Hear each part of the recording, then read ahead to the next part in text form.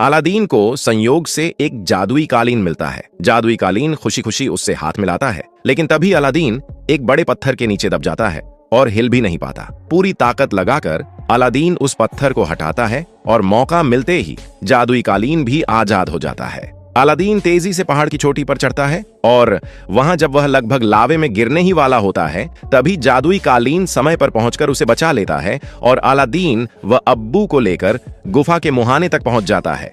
लेकिन तभी एक चट्टान आकर जादुई कालीन से टकरा जाती है और वे नीचे गिर जाते हैं। जब अलादीन किसी तरह गुफा के मुहाने तक पहुंचता है तो उसके सामने जाफर खड़ा होता है। जाफर मदद करने के बजाय अलादीन से पहले जादुई चिराग मांगता है। मजबूर होकर अलादीन उसे चिराग दे देता है। चिराग मिलते ही जाफर अलादीन को लात मारकर फिर से गुफा में धकेल देता है।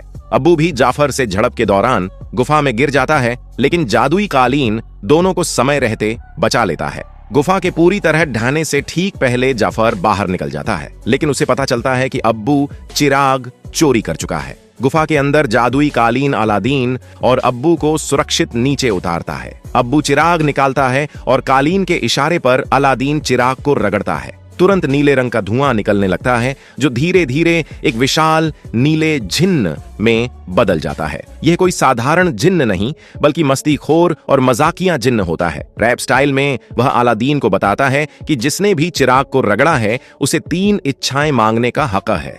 अलादीन तुरंत अपनी पहली इच्छा मांगता है, चमत्कारी गुफा से बाहर निकलने की। वे रेगिस्तान पहुंच जाते हैं। जिन्न उसे याद दिलाता है कि अब उसकी सिर्फ 2 इच्छाएं बची हैं, लेकिन अलादीन चालाकी से कहता है कि उसके पास अभी भी 3 इच्छाएं हैं, क्योंकि पहली बार उसने चिराग को रगड़ा ही नहीं था, इसलिए वह इच्छा गिनी नहीं जाएगी। यह सुनकर जिन्न भी हैरान रह जाता है कि ऐसा भी हो सकता है। इसके बाद अलादीन अपनी असली पहली इच्छा मांगता है, खुद को एक राजकुमार बनाने की।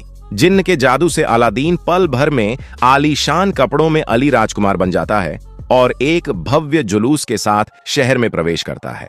राजा शिष्टाचार के चलते अमीर और शाही अली राजकुमार से मिलते हैं। अलादीन महल पहुंचता है और जैस्मिन राजकुमारी से मिलने की कोशिश करता है। हालांकि वह अब राजकुमार बन चुका है, लेकिन दिल से अब भी आम इंसान ही रहता है। घबराहट में वह अजीब हरकतें कर बैठता है और अनजाने में जैस्मिन को नाराज कर देता है। दावत के दौरान जिन्न जादू से अलादीन की मदद करता है और जैस्मिन के सामने शानदार नृत्य करता है, लेकिन यह सब देखकर जैस्मिन और भी असहज हो जाती है और वहां से चली जाती है। अलादीन की ये अजीब हरकतें जाफर को शक में डाल देती हैं। बाद में अलादीन जिन्न से जैस्मिन की दासी का ध्यान भटकाने को कहता है और खुद चुपके से जैस्मिन के कमरे में पहुंच जाता है।